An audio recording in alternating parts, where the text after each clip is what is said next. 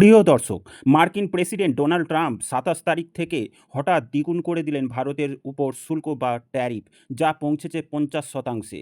একসময় কৌশলগত অংশীদার হিসেবে পরিচিত দুই দেশের সম্পর্ক কি তবে নতুন ঠান্ডা যুদ্ধের দিকে যাচ্ছে, নাকি এর পেছনে রয়েছে আরও বড় জিও স্ট্র্যাটেজিক খেলা? স্ক্রিনে দেখুন সংবাদ মাধ্যমের যে রিপোর্ট প্রকাশিত হয়েছে তারই বিশ্লেষণ। এই মুহূর্তে ওয়াশিংটন এবং নয়াদিল্লির সম্পর্ক গত কয়েক দশকের মজবুত হয়েছে। প্রতিরক্ষা, প্রযুক্তি, ভূরাজনৈতিক সব ক্ষেত্রেই ভারত আমেরিকার ঘনিষ্ঠতা হয়েছে। কিন্তু হঠাৎ করেই যুক্তরাষ্ট্র ভারতের ওপর দ্বিগুণ ট্যারিফ আরোপ করেছে। আগে থেকেই ২৫% শুল্ক ছিল, এখন সেটা দাঁড়ালো ৫০%। কারণ হিসেবে বলা হয়েছে ভারতের রাশিয়ার তেল কেনার জন্য। এক্ষেত্রে যেসব জিনিসের ওপর নিষেধাজ্ঞা পড়েছে, এতে পোশাক, রত্ন ও গয়না, জুতা, খেলাধুলার সামগ্রী, আসবাবপত্র থেকে শুরু করে কেমিক্যাল পর্যন্ত ক্ষতিগ্রস্ত হবে। এটি ভারতের হাজার হাজার ছোট ব্যবসায়ী এবং কর্মসংস্থানের ওপর হুমকি তৈরি করবে, যা ভারতের প্রগতি এবং বর্তমান অর্থনৈতিক অবস্থাকে প্রভাবিত করবে। আমেরিকা চায় ভারত যেন রাশিয়ার জ্বালানি নির্ভরতা কমায়, কিন্তু আমেরিকা ট্যারিফ লাগু করার পর আরও বেশি করে রাশিয়ার ক্রুজ অয়েল কিনেছে ভারত। এই কারণে ট্রাম্প আরও ক্ষুব্ধ হয়েছে। আমেরিকা ভারতের সাথে কৌশলগত সম্পর্ক চায়, কিন্তু একই সঙ্গে ভারতকে অর্থনৈতিকভাবে নিয়ন্ত্রণেও রাখতে চায়, যাতে ভারতের প্রগতি কখনোই আমেরিকার ওপর হাবি না হয়। ট্রাম্প প্রশাসন অভ্যন্তরীণ বাজারে জনপ্রিয়তা বাড়াতে ভারতীয় আমদানি পণ্যের ওপর শুল্ক বাড়ালো, যাতে মার্কিন শিল্পপতিরা খুশি থাকে।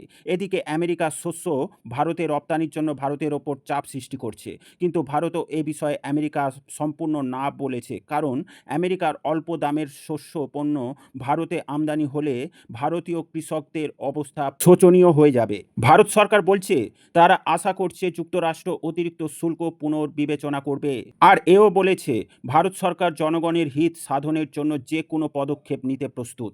অভ্যন্তরীণভাবে সরকার ব্যবসায়ীদের ধাক্কা সামাল দিতে পদক্ষেপ নেবে।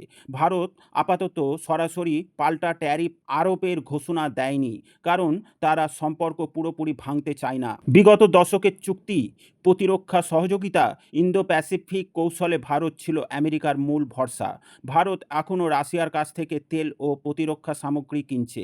আমেরিকা সেটাই চাই বন্ধ হোক। আমেরিকা ও ভারতের মধ্যে সম্পর্কে ফাটল হলে চীনের কূটনৈতিক অবস্থান শক্তিশালী হবে। জাপান, দক্ষিণ কোরিয়া, ইউরোপীয় ইউনিয়ন আমেরিকার সাথে 15% ট্যারিফ ডিলে পৌঁছেছে। ভারত সেই সুযোগ পায়নি, যা তাকে কূটনৈতিকভাবে দুর্বল করছে। ভারত আমেরিকা হয়তো নতুন করে আলোচনা শুরু করবে। ভারতের বিকল্প পথ হলো ভারত আরও বেশি মধ্যপ্রাচ্য, আফ্রিকা এবং দক্ষিণ পূর্ব এশিয়ায় রপ্তানি বাড়াতে চায়, পদক্ষেপ নিতে পারে। দীর্ঘমেয়াদী প্রভাব যদি সমস্যার দীর্ঘ হয়, Bharat WTO, world trade organisation বা বহুপাক্ষিক মঞ্চ ব্যবহার করতে পারে।